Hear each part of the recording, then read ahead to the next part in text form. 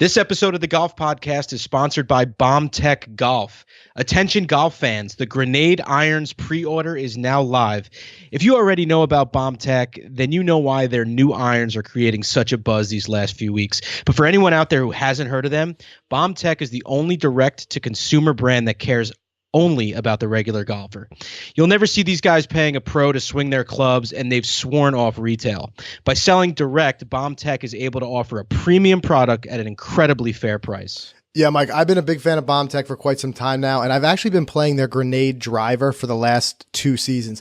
Quick, funny story. I was playing Bethpage Black last summer with this guy who was a professional club fitter, and I saw that he was just itching to try my Grenade driver. He's like thinking, like, what is that?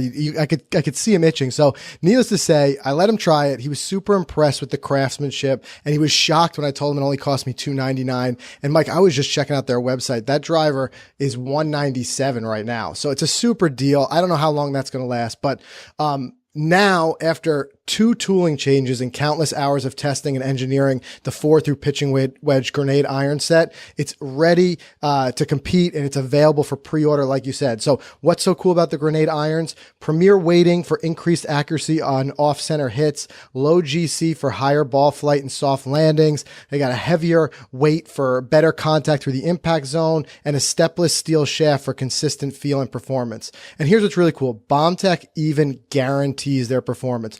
All of their clubs are backed with a 60-day on-course guarantee. You can put the Grenade irons head-to-head with any iron set in the world, and the guys at Bomb Tech are confident that you will not find a better performing iron set for the value. But you're going to want to hurry because they're limited, only the first 2,000 pre-orders. So visit bombtechgolf.com for more info and to place your order today.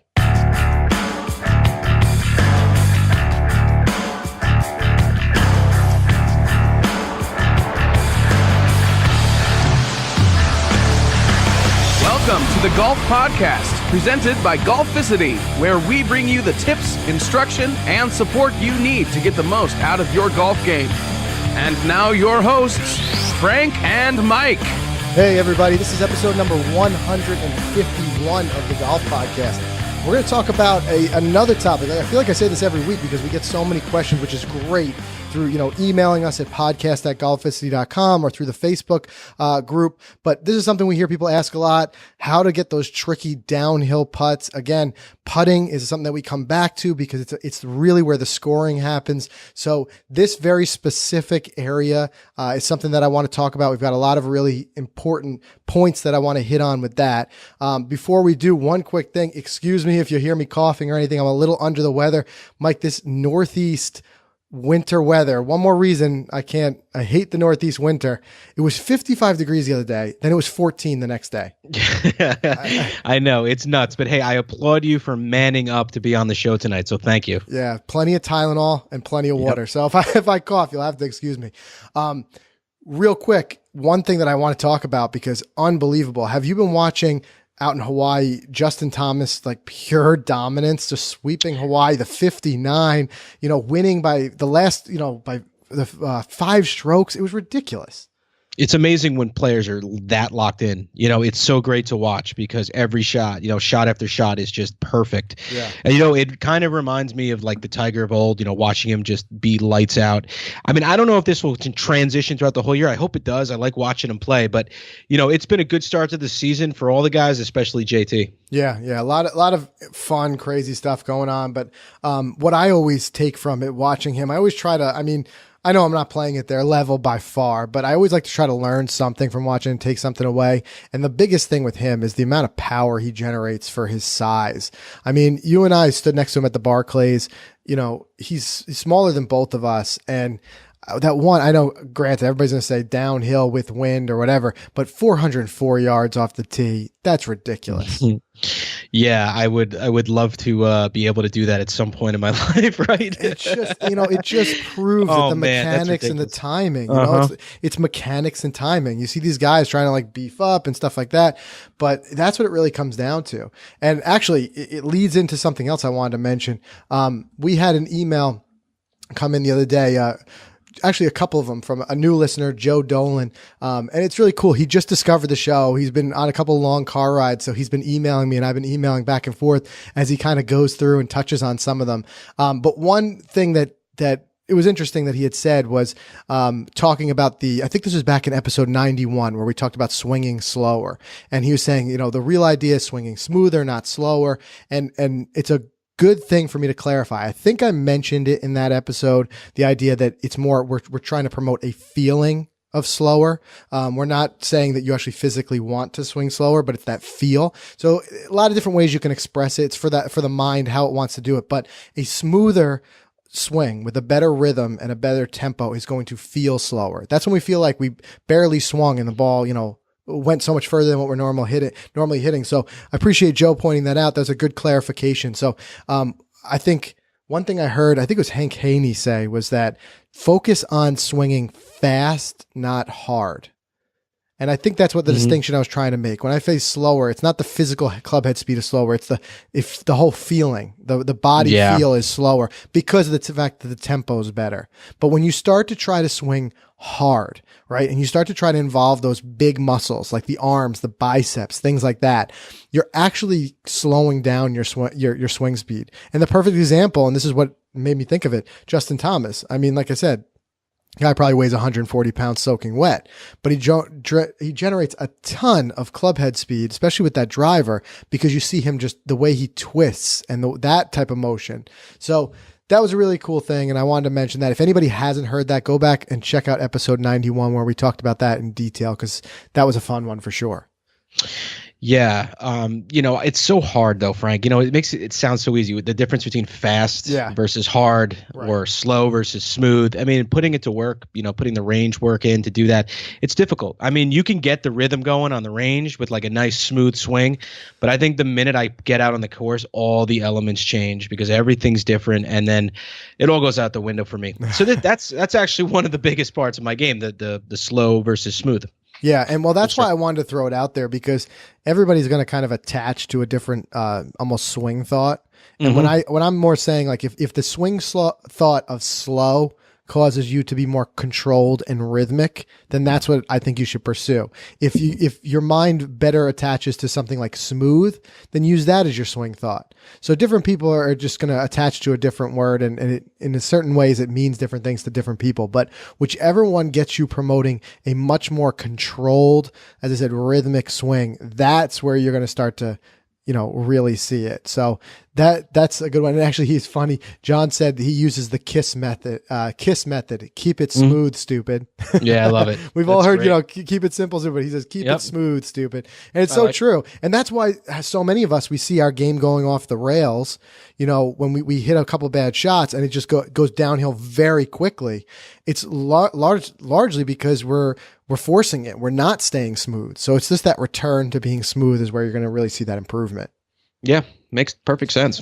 Okay, so before we dive into tonight's topic, which I'm interested, like I said, these downhill putts, it's a killer kind of for everybody. So I'm really excited to talk about that. One thing I want to mention, the last couple of weeks, we've been running a contest with our sponsor, Hackers RX, which the guys at Hackers RX, we appreciate. They've been great enough to donate 3 units that we're going to give away. And as we said, very simple to enter. All you had to do was join our new Facebook group, which is free. If you're on Facebook, just go to the search bar and search The Golf Podcast. You'll see us under groups. You enter, you're automatically entered in these contests. And this is not the last one. We're going to continue to run contests. And believe me, if you're in there, you're already entered. So for all future episodes, you're already entered. But Mike, we got 3 to give away, right? Yeah, we're going to give away 3. I picked the names before the show, but before I pick them, I got to say, I love the community that has started to blossom in that group. Yeah. Because I'm getting so many great ideas. And one of the ones I noticed was a lot of guys are posting photos of their new wedges. It made me think, like, I really want to step into the new way, like maybe get a set of Vokey wedges or a Cleveland wedges and just treat myself to something. I've never actually bought a set of wedges. I've had like all different kinds in my bag, you know, from different makers and, you know, brands. But I love the group. It's great. You know, that we were able to give away these gifts to or prizes, I should say, to anyone in the group. So I'm glad that you're all in there. So let me do this, Frank. Let me give away 3 Hackers RXs right now. The names that I have here are Austin Powers. Love the Great name. name. Fantastic. Great name. Genesis Cortez and Edward DeTusa. So congratulations, guys. We're going to send you out your units.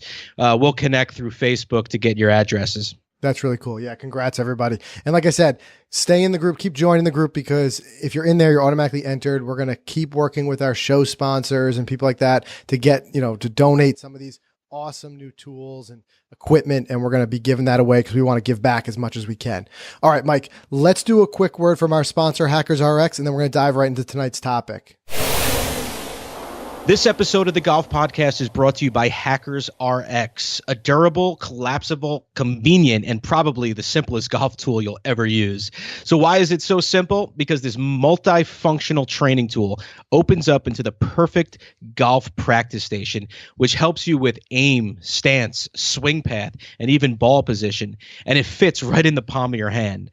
A common problem amateur golfers face is the ability to identify the proper ball position in their stance. I'm confident that the Hackers RX will help you find the proper position, and you'll be able to build that muscle memory into your game just after a few practice sessions with it. Yeah, we all know tools like alignment sticks work, but believe me, the Hackers RX is truly an alignment stick on steroids. Best of all, for the price, the Hackers RX is really a no-brainer. I always preach that good shots come from having a great setup, and this tool is created to provide a visual aid to give you that proper stance and alignment on every swing with every club in your bag. That's what I love. It's so versatile. And Mike, here's the exciting part. The price for listeners of the Golf Podcast has dropped down even further to $29.95, and you'll still get the free shipping. But hurry, because this deal expires this week. So visit their website at hackersrx.com and use coupon code GOLFPODCAST, one word, at checkout for your exclusive listener discount and the free shipping. That's Hackers RX, the prescription for proper practice. Okay, so let's talk perfect world right now. Perfect world is that we would always set our shots up and we would play that course management we talked about and be smart about our distances and all the things we talk about week to week, and always put our ball below the cup so we're putting uphill, right? Right. That's not reality. Yeah, exactly. That's not reality. We know that any number of things can happen. An errant shot, you know, picking your wrong distance, a little bit of wind, whatever it may be. It's just not possible to always position that ball below the hole. And here's the thing. It's already a difficult game, you know, and we're only making it more difficult when we're in that position. But there's ways that we can make this work. So here's what comes clear. You need to be prepared to handle those tricky downhill putts. You got to practice them. You got to be ready for it, because we're saying it right here. It's going to happen. It happens to everybody. You're always going to be faced with that situation, no matter how well you try to position the ball. I mean, look at the PGA Tour pros. They're faced with it. Okay. And they know the benefits of putting the ball below the cup and things like that. So yes, you still want to leave that ball below the cup as much as possible, but what do you do when you have that slippery downhill putt? Okay. So first things first, the very first thing that you got to do is change your mindset a little bit. And this is an important thing. You don't want to be afraid of the downhill putts, but you do want to have a healthy respect for them. You want to respect that challenge. And there is a distinction there. You know, when you start to get into that mode where you're afraid of them, things like thinking clearly, things like having confidence over the ball, all those things kind of go out the window. So when I say respect them, what I mean by that is knowing how aggressive to be, knowing, you know, what you need to do to at least get down in 2. Okay. And that's a big thing we'll talk about, is getting down in 2. So here's what you don't want to do. You don't want to hit that ball too hard. You go way past the hole, and then now you're trying to putt back up the hill and trying just to come away with that two putt. So the mindset that you want to have on a downhill putt should be focused on the 100% every time 2 putt. You know, with the hopes that you roll one into the cup from time to time. When you're focused on 2 putting, your main concern is going to be getting that speed right. And that's why I suggest it, because speed is the biggest factor here. And I think this is something we've talked about before. We talked about with teaching professionals on the show. We've said that a big mistake a lot of amateurs make is that they get too much concern with the break and not enough with the speed. Okay. And now that I know that sounds obvious to a certain extent, but you'd be surprised how much it's not. And when the pros are out there, what they're really focusing is getting that speed right. Okay. And then yes, the break is going to be a part of it, but I think as amateurs, a lot of times we're just constantly obsessed with break and not thinking about the speed. So here's the thing. If you get that speed right, you're likely to be within a tap in range, even if your read was a bit off. So it takes some patience to think about two putting rather than trying to knock the ball into the middle of the hole. But this is one of those times, on the course where patience is going to be your best friend. Now, I know, we just talked not too long ago with Dr. Joseph Parent, Zen Golf. He was saying, always focusing on making the putt. I get that 100%. Once you start giving your mind things other than making the putt, your body is going to replicate that. I'm a strong advocate of that. What I'm more trying to say here is this idea of making sure you're focusing on that speed. And if you're going to miss it, end up missing it a little bit short or a little bit long, but you're really focused on that speed. I'm not saying give up on trying to make the putt, but you got to leave that smart leave. You get too aggressive with these downhill putts and trying to bang it in, that's when you end up with more trouble than it's worth, right? You know what's funny about this? My problem is the complete opposite on downhill putts. I always give them too much respect, the hill, and I'll leave it short. Yeah. And there I have a second downhill putt to try to save par. So I end up screwing myself. I figure a good leave in my mind is say, if I'm going to go by the hole, just go by a little bit so I have a 1, if maybe 2 foot back up the hill. Yeah. So I always give it a little too much. I give it a lot less than I should. I always end up leaving it short, and therefore I'll 3-putt very easily from a downhill putt. And that's that mindset we're talking about, like the change in being afraid of the putt versus respecting it. So Right. There you can switch to a simple swing thought when you're over that ball of just saying, respect it, but not be afraid of it. Because if you find that you're coming up that short, it's usually because there's some sort of fear element. You're afraid of blowing it past and you're leaving it dramatically short. So here, if we're just respecting it, we commit to that shot. We're still not, like I said, we're not pounding it. We're using the time to really read that putt, but that's where you commit to it and you make that putt. Yeah, and it's funny because a 1 foot downhill putt is a lot harder than a 1 foot uphill putt. Yeah. There's a lot can go wrong on the downhill one. I mean, speed is everything. Without a doubt. It's so easy to bang that uphill one home. So I totally understand. I totally agree. Yeah. And that, that segues perfectly into the next point, which is more on moving away from the mental and more onto the physical side of the actual putting stroke. The one thing you want to remember on these putts is to stay still as much as you can. I know it's important to keep your body still when you're hitting any type of putt, but it's especially important when you're hitting those downhill putts because you're going to be very tempted to look up early. Especially the more you're afraid of the putt, the more tempted you're going to be to look up early. And downhill putts, we know it, they tend to be more nerve-wracking than uphill putts. So you're more likely to move upwards, towards the hole as you swing your, the putter through the putting stroke. And by doing that, a whole mess of things come into play.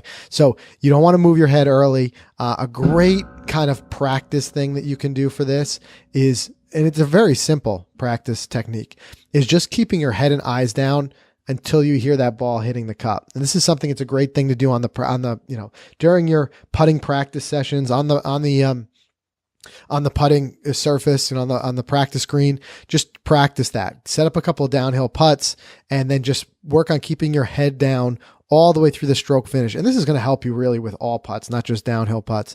But by doing that, you're going to find that your body stays a lot more still. You're not lifting up, because that's the hard part about looking up to see where that putt is going, is you tend to lift up. Yeah. Yeah. It's smart. It's something I'm guilty of. So I like this one. Yeah, without a doubt. Another thing you want to do is, and this kind of goes without saying, but again, I want to make sure we put it out there, is you got to play more break.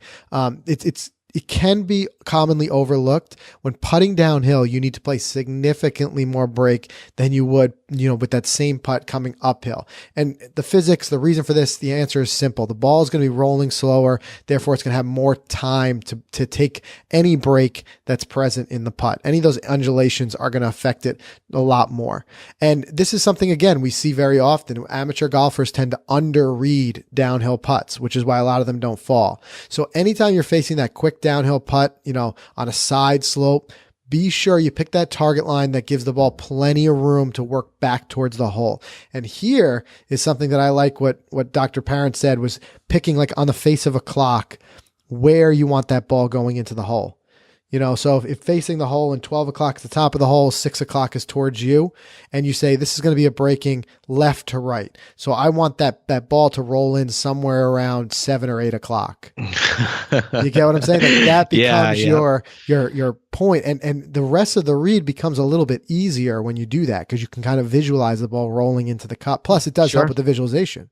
Yeah, it definitely does. Yeah. So I like that technique. That's really a smart one to do. And it's really smart to do, especially on these downhill putts.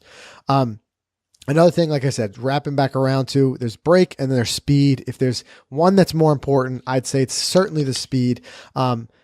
But remember, not all downhill putts are created equal. Just because you're facing a putt that's technically downhill doesn't necessarily mean it's going to be super fast, from start to finish. There's other things to factor in, the grain, the dryness, the hardness of the green. So a good thing, to do, obviously try to dial in your speed. Go to that practice green before you hit the first tee. Look for a couple of downhill putts. Try to get a feel for the pace at which the greens are rolling. This is something we see the pros do all the time. It's very important. And one thing, this has helped me, Mike, by far the most for my putting game. The most improvement last season was working unconsciously every time reading the putt from the side. Right. I recall you saying that. And that is where you really get that feel for the speed. I've had it before where almost from behind, you almost don't see it. And then you get from the side, and it's so much easier to gauge that uphill, downhill, and speed. You're able to look at it from the side. You look at your ball, let's say on the right, the cup on the left, you can kind of compare which one's higher, Yeah. And it just, and how dramatically higher or lower is it? And that, of all the tips that's helped me with reading my speed, I'd say that's the biggest one. Yeah, I mean, I see guys on tour doing that, like DJ. He's always trying to read a putt from the side. Even guys like Adam Scott and guys who use their feet to kind of feel the slope, to kind of give them a better idea of how hard they should kind of swing, I guess, bring the putter back, or how far they should bring the putter back.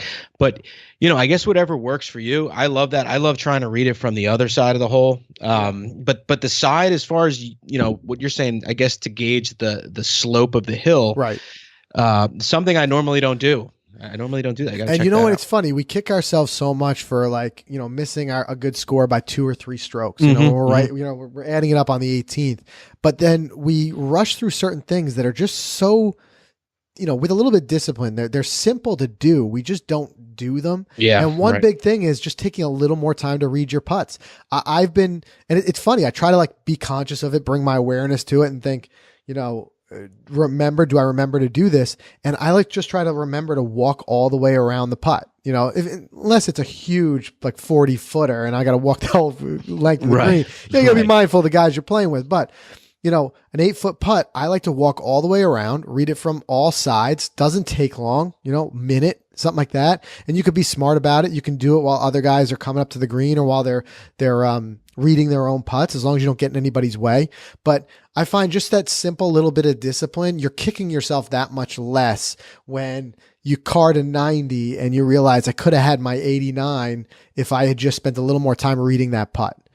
So just by starting with the discipline to say, I'm going to walk all the way around, you force yourself to give it a little more time with the read.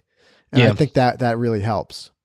And what's great is that every time we're practicing putts on the putting green, how good are we on a practice green? Because we keep trying to hit the same putt over and over again. Yeah. So I'm always working on these downhill putts on the putting green, and I'm putting them within, inches to the cup. Yep. But then when I get out there, again, all goes out the window. Again, mental. Maybe it's mental. And I think it's all a switch from that fear to respect. Just being a little less afraid of them, because when you're afraid of them too, that you got to a lot of things happen. One is with the hands and arms, the bigger muscles kind of take over, and that it's very similar to what we talked about decelerating.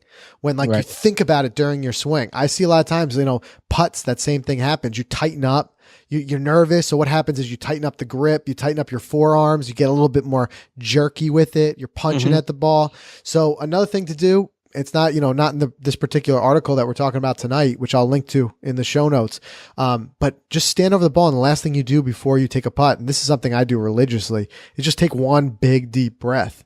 and I just let everything out, like all that tension out of my arms, hands, wrists, and it just makes it so much easier to put a good stroke on the ball. Yeah, I like that. That's a big one. And then this last little tip, Mike, I'm interested to hear if you've done this. I've done this, and it's surprising. It's kind of a little bit of a magic how it works. I love it. You ever just, when it's downhill and it's really slippery, you ever putt it off the toe a little bit?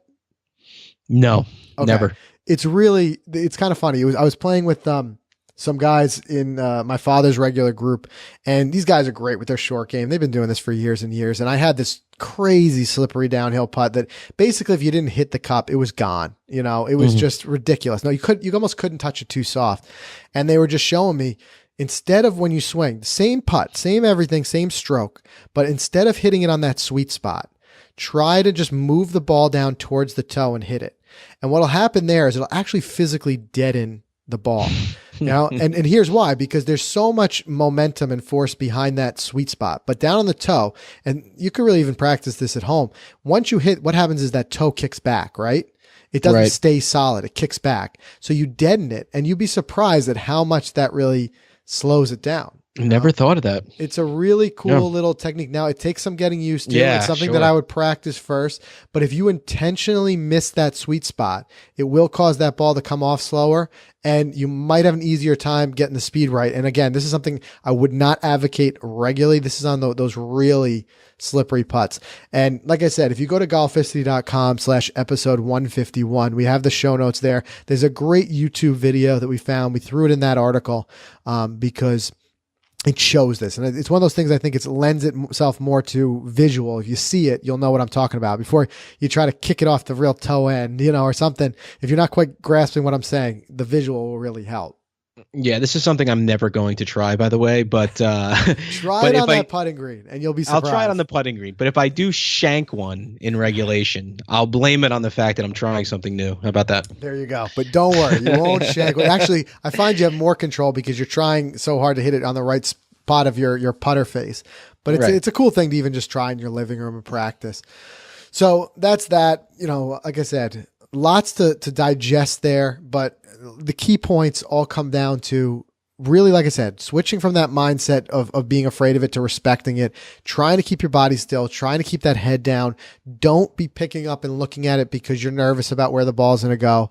Make sure you give yourself just a little extra time. We're not talking about anything dramatic here. You don't have to be, laying on the ground, try to get a good read, but just walk around the ball, try to see and dial that speed in as much as you can. Practice your speed. Lots of great tips for that. Even you can just search it on YouTube for on the practice green to how to practice your speed. One that I saw that I really liked is just putting a couple balls, a couple distances, and just trying to get them to touch, and seeing how many you can get to touch in a row and just working on that speed. But also beyond the speed, play a little bit more break into it. And if you really need to slow it down for a super slippery, fast downhill putt, try just using the toe a little bit. Just deaden it off the toe and you'll see some improvement. All good stuff, man. I love it. We don't practice downhill putts. None of us do. Yeah, it's a good thing to get out there and just really get in a rhythm. The only thing for me, what I like to do, I like to do the circle where I put the balls in a circle around, on the putting green, I put them all the way around the hole. So that kind of forces me to practice all the different angles. Sure. So some will be uphill, some will be side hill, some will be downhill. But yeah, I think it's because we hate the putt so much. Nobody really wants to be faced with it. But if you want to work it out on the course, you got to work it out on the putting green. Yeah. It's a big Makes one. sense, man. All right, Mike, before we wrap it up, I wanted to tell you I'm just super jealous for me being here sick and freezing cold up here in the Northeast. My father's been sending me pictures. He's down at Doral right now for a week with his buddies playing. He sent me a picture this morning at noon. It just got a text from him, and I saw from the view from the first tee at the monster, Blue Monster. I was just like, I just itching to get out there. Especially in this weather. I mean, to get away and to go to a place like that, that's amazing. It's gorgeous where he is right now down in Florida. Like, I bet. Perfect temperatures, stuff like that. So I'm jealous. He tries to get that one or two trips every year with his golf buddies and get away and play, but we're going to have to do that ourselves sometime soon. Very soon. Absolutely. Yeah. All right. So that's everything we have for you guys this week. Remember, you can get to everything we've talked about by visiting the show notes at golficity.com/episode 151. If you're listening to us on iTunes, make sure you hit that subscribe button. That way you'll be the first to be notified when brand new episodes drop every Sunday morning. And if you haven't done so already, if you could take the time to leave us a quick review on iTunes, it really helps. We love the feedback. It really helps us grow the show. So just something that, like I said, it's our little bit of motivation. So if you can take the time to do that, we'd really appreciate it. And then tune in next week. We're going to be talking about a lot more instruction moving forward. I was working on a couple different research things, Mike, coming forward. One big thing, balance. I can't wait to work on that this summer. Right. So we got a whole episode we're going to do on balance and drills to improve your balance. So look forward to that. In the meantime, catch us in the Facebook group or catch us online at golficity.com. All right. We'll see you guys next week.